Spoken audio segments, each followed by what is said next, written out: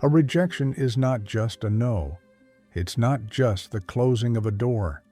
It's the sound of your pride being peeled from your chest, slowly and without anesthetic.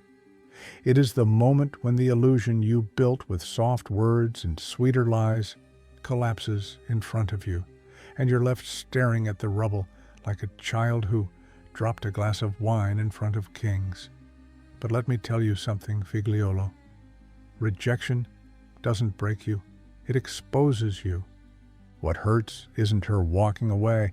It's you realizing that without her smile, your confidence crumbles. That's the slap. That's the real sting. You gave her power over your self-worth. And now you're shocked that she used it. You think she broke your heart. She didn't. She broke your ego. And that's different. Your ego is fragile. Your soul, if it's truly masculine, is forged in fire. What she shattered was the mask you wore, not the man beneath it. But if there was no man beneath it, well, that's why you're bleeding. You see, the Don has seen men cry for women who wouldn't even weep at their funeral. He's seen men throw away empires, chasing apologies from ghosts. But here's the lesson no one tells you. The woman didn't betray you. She was just the test. The betrayal came from within, when you bet everything on someone who owed you nothing. Rejection is not an attack, it's a mirror. And most men can't look into it without flinching. They see their dependency, their need, their emotional hunger dressed up as love. And when that need isn't fed, they collapse like an empty suit. You want to know how a Don handles rejection? He doesn't. Because the Don doesn't tie his worth to affection. His identity isn't rented out to whoever kisses him next. He doesn't tremble when a woman walks away, because he knows no woman can walk away from a man she never truly held. You gave her the keys to your temple. That was your mistake. But now that she's gone, you have a choice. You can sit in the ashes, wailing like a widow at your own funeral. Or you can start building walls, not to keep women out, but to keep your power in. A man must be like a fortress, unshaken, impenetrable, and above all, sovereign. The moment your happiness depends on another's presence, you've signed the death warrant of your masculinity. She didn't reject you. She freed you from your illusion. So stop crying over the woman who walked, and start mourning the weakness that begged her to stay. There's a rule in this life, written not in ink, but in the blood of the weak. The man who explains himself is already kneeling. And a Don. A Don never kneels. When a woman decides to walk away, most men do what cowards do. They chase.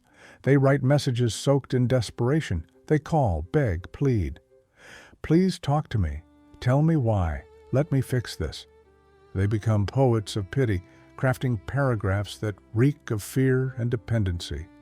They turn heartbreak into a public performance, as if humiliation were a way back into her arms. But let me tell you something eternal. Silence is the language of men who command respect, and begging is the dialect of the forgotten. When a Don is betrayed, disrespected, or discarded, he responds not with noise, but with absence.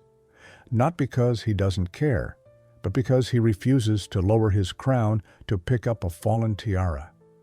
He knows that silence isn't emptiness, it's power.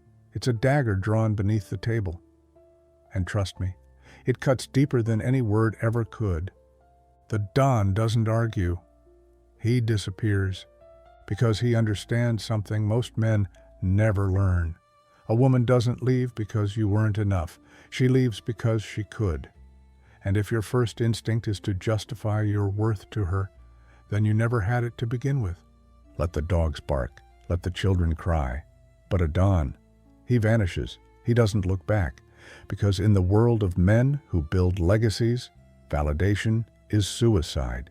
And the moment you seek to prove your value to someone who turned their back on you, you've betrayed yourself. The truth is brutal, Figliolo, but I won't spare you from it. If she left and your response was to chase her, you've already lost. Not her, yourself. You've handed her your dignity on a silver platter, hoping she'd at least taste your pain. But she won't, because the world respects only those who respect themselves first. There's a story, whispered in the dark corners of every back room, of a man who said nothing when he was betrayed. No speeches, no tears. He simply left the room and built a throne. She looked back, expecting him to be waiting, still bleeding, still hoping. But all she found was silence. And in that silence, she heard her mistake echo louder than any apology. This is the way of the dawn. Cold? Perhaps, but necessary, because power is never loud, and those who truly possess it never have to say a word. So remember, every time you speak after she leaves, you make her the judge of your worth. And a real man, my boy, is judged by no one but his own reflection. Revenge. It's a word that stirs something ancient in the bones of a man. Most men, when rejected, dream of revenge like amateurs. They want her to feel pain, to regret, to cry. They want to inflict the same wound they received, thinking symmetry equals satisfaction. But that's not how a Don moves. The Don does not destroy to retaliate. He constructs, because true vengeance is reconstruction. Let me paint you a picture in blood and brick. When the Don is cut, he doesn't scream. He studies the blade. He studies the hand that held it. And then, without a word, he begins to build. His empire grows in silence, stone by stone, calloused hand by calloused hand. While she laughs with another man, while she posts her new life, while she believes you're curled up in some corner, licking your wounds, you're laying foundations. She traded a man for attention. You trade pain for legacy. Because in our world, we don't get even, we get sovereign. The Don's response to betrayal is cold and long. It's not fireworks, it's earthquakes. It's not shouting, it's shadows. While she thinks you've vanished, you're building the very kingdom she'll one day stare at from the gates, wondering why the guards won't let her in. That's the difference between a man and a Don. A man gets bitter. A Don gets better, and not better like some cliché on a therapist's couch. Better like fire becoming steel, like silence becoming strategy, like heartbreak becoming capital. When she left, she thought she was walking away from comfort. She didn't know she was walking away from a dynasty in its early phase. And the most brutal part? You never speak of her again, not to friends, not in stories, not even in private moments. Her name becomes dust in the vault, because her role in your story was not the climax, it was the catalyst. The Don teaches that the best revenge is a life so elevated, so exclusive, so untouchable, that she doesn't even know how to spell your name anymore. Not because you erased yourself, but because you evolved past the version of you she once knew. And you never go back, not even to show her. That would be weakness. That would be giving her the encore she doesn't deserve. Your success is not a stage, it's a fortress, and it's guarded by the ghosts of your old self, the one she thought she destroyed. Let her watch from the distance. Let the world tell her who you became. But you remain silent, always silent, because the loudest sound in her life will be the absence of yours. Let me tell you a story, one of those stories that doesn't come from books or screens. It comes from smoke-filled rooms and old men with heavier pasts than voices. A story from the old country, where love was dangerous and betrayal was currency.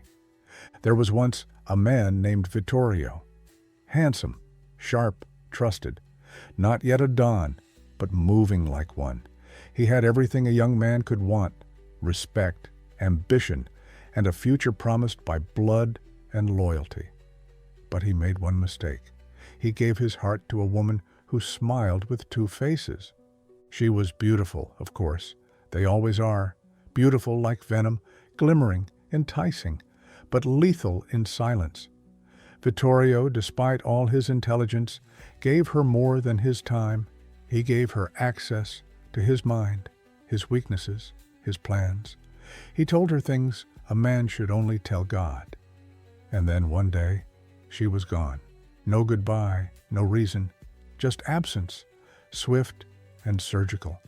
Like a ghost that had finished its haunting, the men in the family warned him. She was never for you, Vittorio. But he didn't listen. He was still speaking her name like it had power, still dreaming of closure like it was owed to him. Until one evening, the Don himself called him into the study. No shouting, no judgment, just a quiet pour of red wine and a single sentence. You let her see your weapons, and now you bleed by your own sword.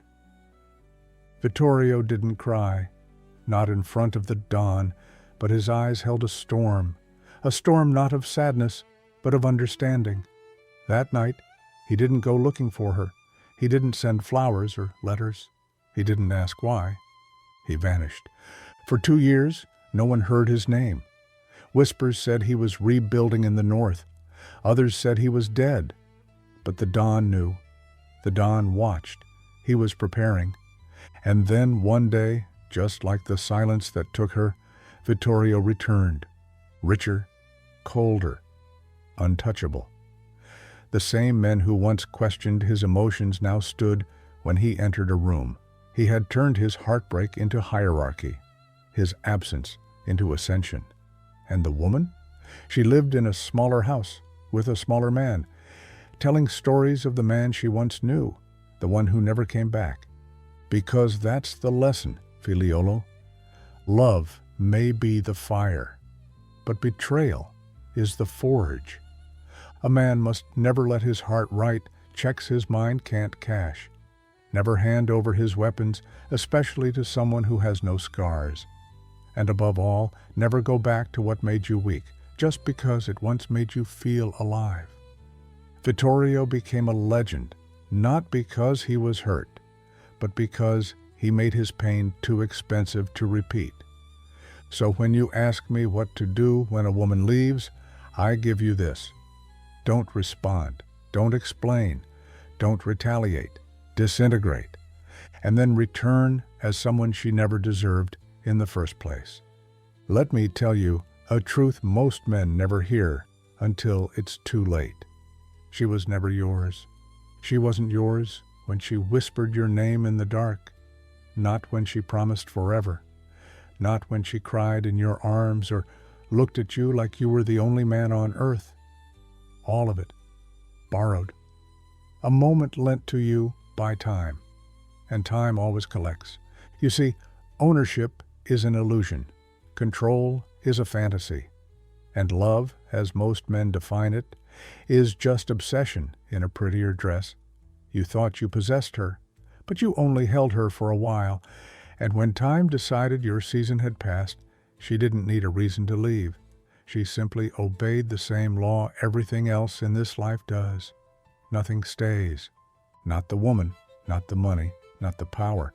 Only your name, if you're lucky, and only if you built it with fire. The Don has buried many, friends, lovers, enemies. He's seen loyalty sold for kisses and empires crumble for a single night of warmth. And in all that, not once did he cry for what left, because the Don knows what is real doesn't need to be held. It remains, and what leaves was never real to begin with. Men waste years asking, why did she go? Why did she stop loving me? Was I not enough? Listen carefully, Figliolo. The truth is harsher than any heartbreak. She left because it was her time to go. And the sooner you accept that, the sooner you'll start building something that doesn't collapse every time a woman changes her mind. You were not betrayed. You were freed. Freed from illusion, freed from dependency, freed from the lie that someone else's love defines your value. Let that truth scar you. Let it cut deep, because only pain that reaches the bone can make a man untouchable. The Don never clings, not to people, not to promises, because he understands everything is rented, every embrace, every look, every vow whispered under moonlight. It's all temporary, and when the bill comes due, you pay with silence. So, do not mourn her, do not hate her, and above all, do not chase her. Instead, become the man that time itself fears to forget. Because in the end, you will lose everything, everyone, even yourself if you're not careful. But if you build your soul like a fortress, if you wear solitude like a crown, then nothing, not even the memory of her, can hold you. She was never yours, only borrowed by time. And time, don't ever forget, answers to no one.